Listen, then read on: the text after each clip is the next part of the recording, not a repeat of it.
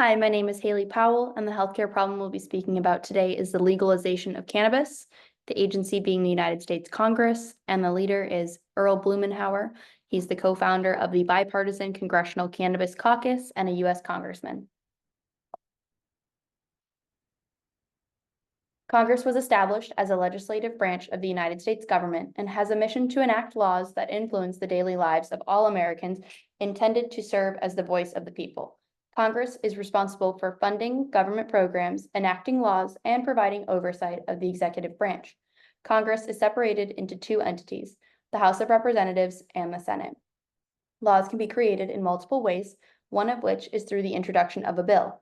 This happens when a member of Congress introduces a bill into their legislative chamber. The bill then goes through a process where it is analyzed by a committee, then referred to the chamber. If the Senate and the House of Representatives agree the bill should become a law, it is then sent to the president to be signed into law. The president can veto a bill. However, Congress can override a presidential veto by a 2/3 vote. Historically, cannabis has been used in various cultures for its therapeutic properties. In 1850, cannabis was recognized as an illicit drug. Recreational use rapidly grew during the Prohibition era. However, in 1937, the Marijuana Tax Act essentially stopped all cannabis use without criminalizing the possession or use. In 1970, under the Controlled Substance Act, it was classified as a Schedule I drug and made a federal crime. Schedule I drugs have no accepted medical use in the United States. It wasn't until 1996 that California became the first state to legalize the medicinal use of marijuana by introducing the Compassionate Use Act. The war on drugs, particularly against communities of color, has created disproportionate levels of arrest and incarcerations for cannabis possession. This became especially prominent in states where marijuana has been legalized. In Colorado, the arrest rates after legalization increased 58% for African Americans. Even in states where marijuana is legalized, you are not immune from penalty as federal law overrides state law. Around the time of the 1910 Mexican Revolution, the Mexican immigration to the United States grew. Americans greeted these immigrants with their prejudice and fear, which also reached their cannabis use. Americans believed that marijuana incited crime, specifically violent crime. Legalizing marijuana on a federal level paves the way for widespread acceptance of marijuana as a legitimate medicinal treatment.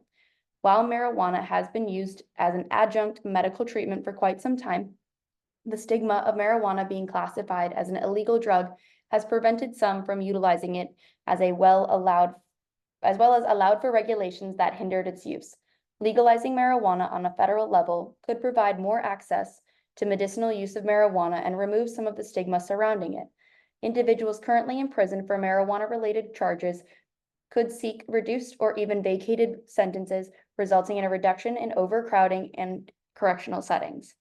We must adjust our perception and reconsider our preconceived notion about drug use and its implication.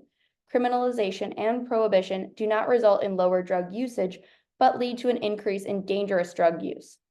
Marijuana should be legalized, regulated, and taxed. This would allow for a reduction in crime, violence, corruption, and the existence of black markets. It would also enhance public safety and enable a more efficient allocation of taxpayer resources, notably by shifting focus away from drug-related incarcerations. Recently, the United States Department of Justice announced its intent to ease federal restrictions on marijuana by downgrading the drug status from a Schedule I to a Schedule III.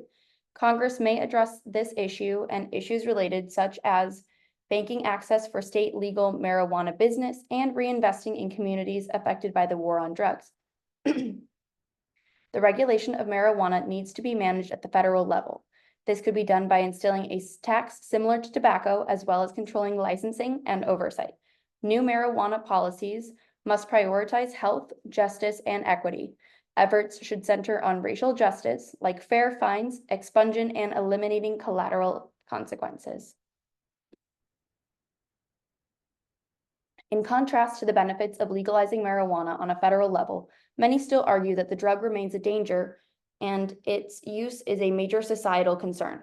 Health issues are one of the top reasons opposition remains, stating that prolonged use may cause memory issues, lung damage, or even motor function delays. While these claims have been circling for decades, research indicates that long-term effects of continual marijuana use remains limited and unlikely to pick up until after federal legalization. Another concern noted is that of an increase in accidents due to the central nervous system suppression effects of marijuana.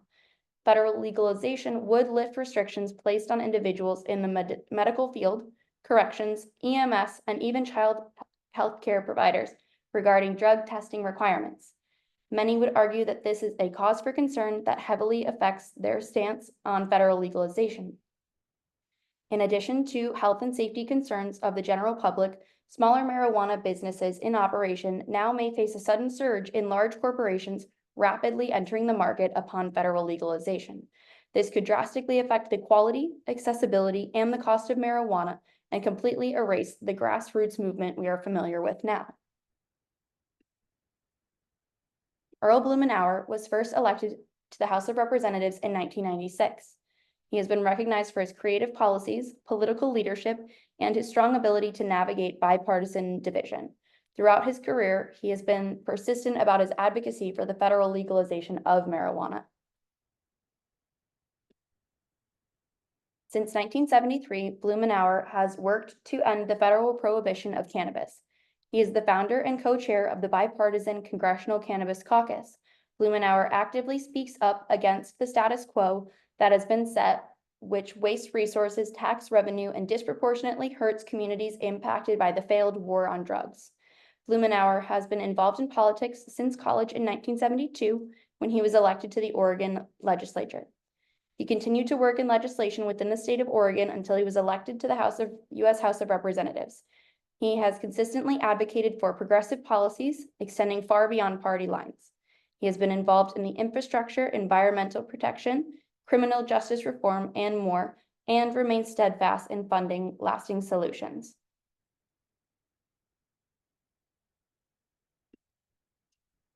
Despite countless glowing endorsements over his nearly 30 years in politics, Earl Blumenauer also totes around a reputation of favoring process over people. He is often belittled over his disdain of listening to citizens and has been labeled as hurtful and abrasive in the pursuit of his passions. Many of his proposals stem from personal interests and less often in the interest of people. He has been characterized as an unyielding tunnel vision that has plagued his reputation in politics. His leadership style has been described as, quote, cold, controlling, and devoid of compassion. After nearly 3 decades of public service, Blumenauer announced that he will not be running for re-election. Recently, Blumenauer made headlines with his announcement to not seek re-election after nearly 3 decades in politics. Nevertheless, his tenure has left a lasting impact on the policy debates and legislative efforts.